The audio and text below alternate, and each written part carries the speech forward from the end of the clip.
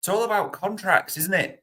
A little bit of transfer talk, but it's about contracts. And in the Telegraph, I don't know if anyone clocked it, as it says there on AI, as per Sam Wallace, one of their chief writers, the expectation from many remains that VVD and Salah will stay whilst Trent leaves. Van Dijk could also become the highest paid defender in Europe. Now, I don't think we need to mince words too much. We do that in a heartbeat.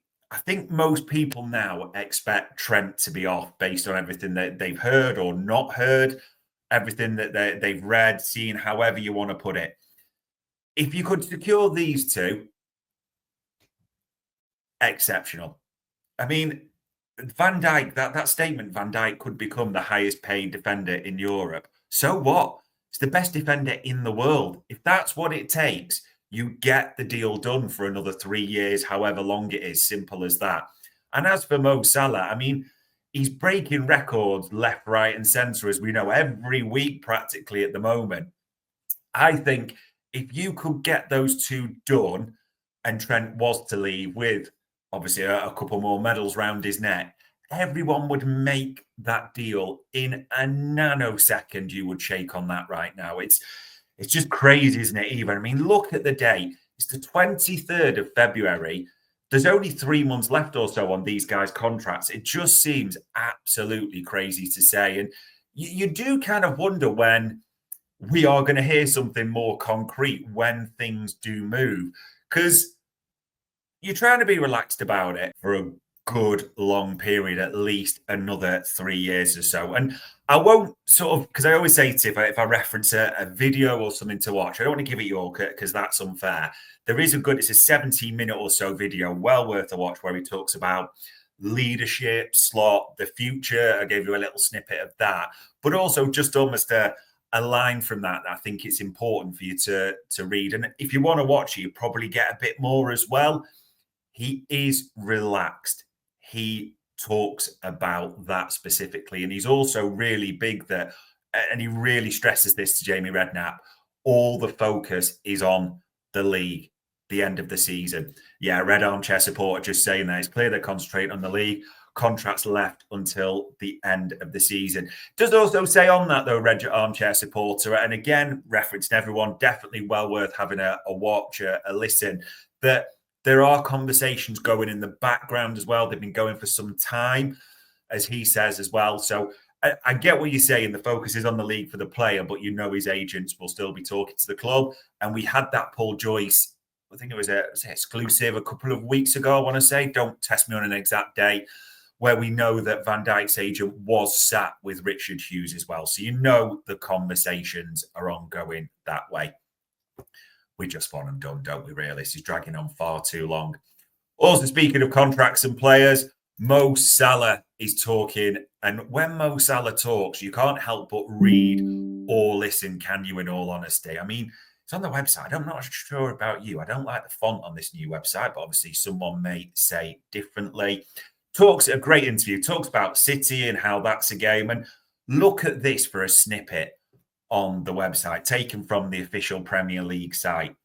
There's 5 players to score 15 plus goals and register 15 plus assists in a single season. So Mo Salah is one of those 5, along with Henry, Letitia, Cantona, and Hazard. He's just a great, isn't he? There's no two ways about it. And if you look, he's now level with Thierry Henry on goals, 24 of them. So you expect him to go higher. I mean, he could just break all records this season.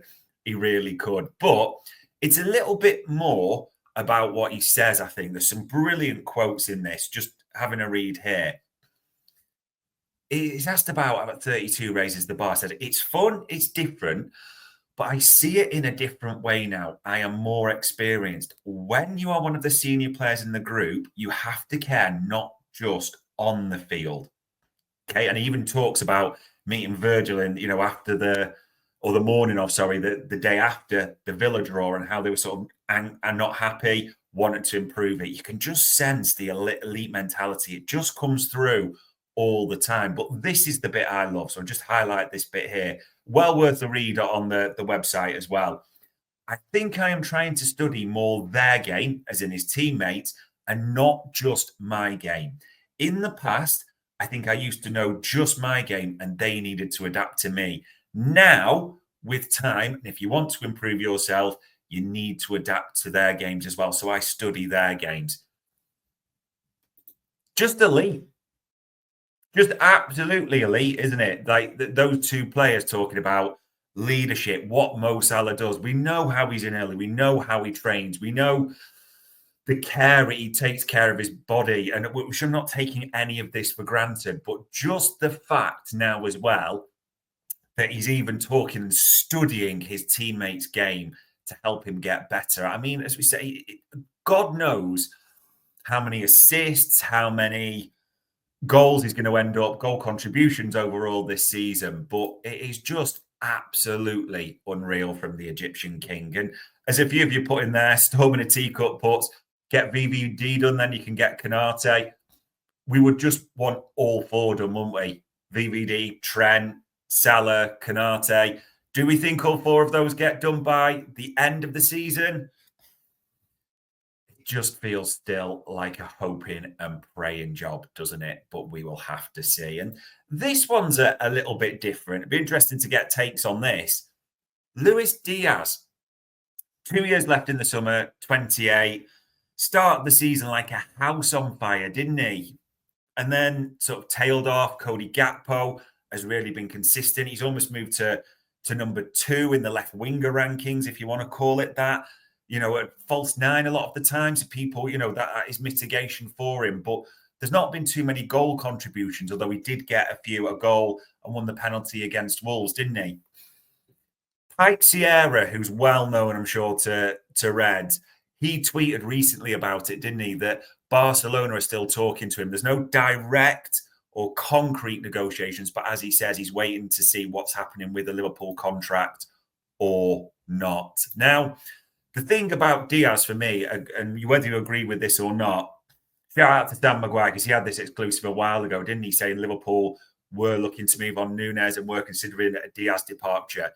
I kind of expect Diaz to go at the end of the season. It's always been a bit of a streaky player, always sort of blown hot and cold. I think he just, not in a bad way, he is what he is. He's been very useful this season, and I do like what he can do when he's at his peak. However, yeah, Red Armchair supporter there saying a lot of hot air from Barca, maybe make an offer or zip it.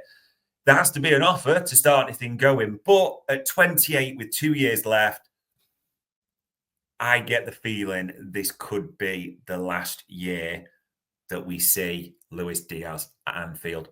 May well be wrong. I don't say that unequivocally with a huge, huge amount of confidence, but that is the impression I get there. We'll see what happens, as we move towards the end of the season. Because all the focus, and I get it, as also people are saying, it is all on the league.